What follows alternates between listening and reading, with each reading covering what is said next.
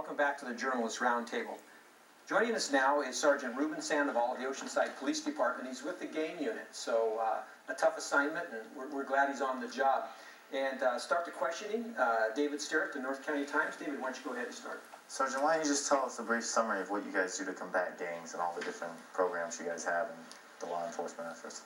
Well, we do a number of things. We have detectives that are involved in investigation of gang crimes, either just after they've been committed or assigned to us, days after that, and that's part of their responsibility. We also conduct other types of covert investigations that aren't quite as obviously proactive as you see maybe uniformed officers performing.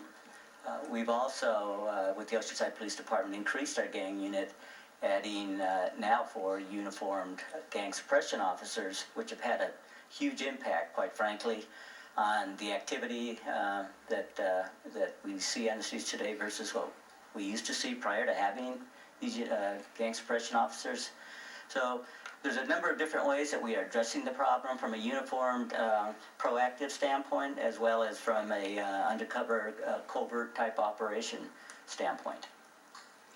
Sergeant, I think we both spoke about 15 years ago when I had the radio show, and you came on and we talked, and at that time you said you knew all the gang members by name, you knew where they lived, and back then it wasn't quite, gangs in Oceanside weren't quite what gangs in Oceanside are now, and it was a little more, not quaint, but it didn't seem to be as threatening as it is now.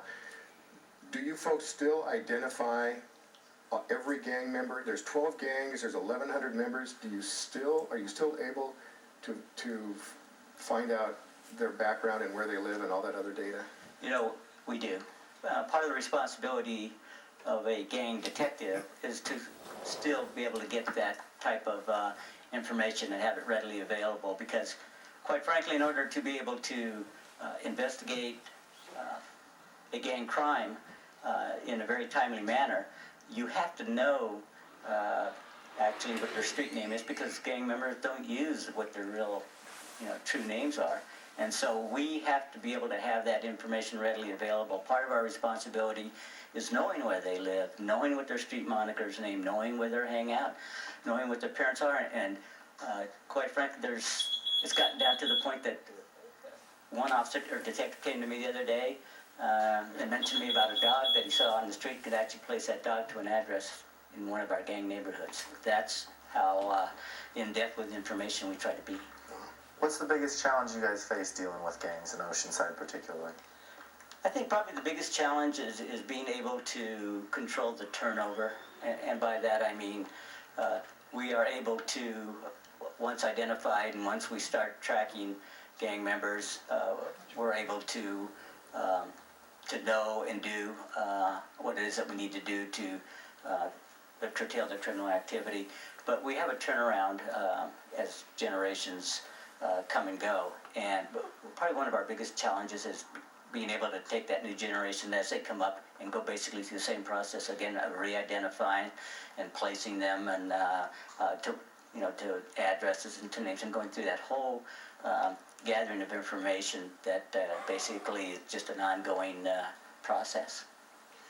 Back when we spoke many years ago, 15 or 12, whatever it was, the gang injunction was just being imposed. And are they still in effect? And are they still? Do they still legally? Are they still allowed to work? I guess. Yes, they do work.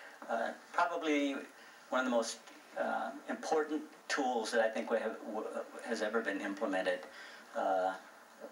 here in the city of Oceanside in being able to somewhat control our gangs. It's been probably one of the best tools that we have, very, very effective. It's as current today as it was when you and I talked back probably 97, something like that. It's something that we continue to look at. We continue to either update or add, as we have in the recent past.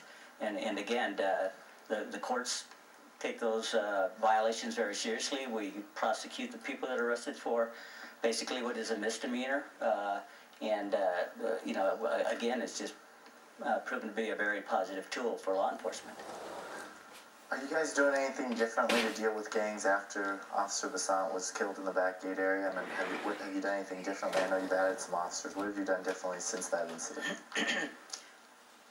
Quite frankly, not quite a lot, and by that I mean whether it's just what our normal responsibilities are as far as being out there and trying to work the street gangs of Oceanside.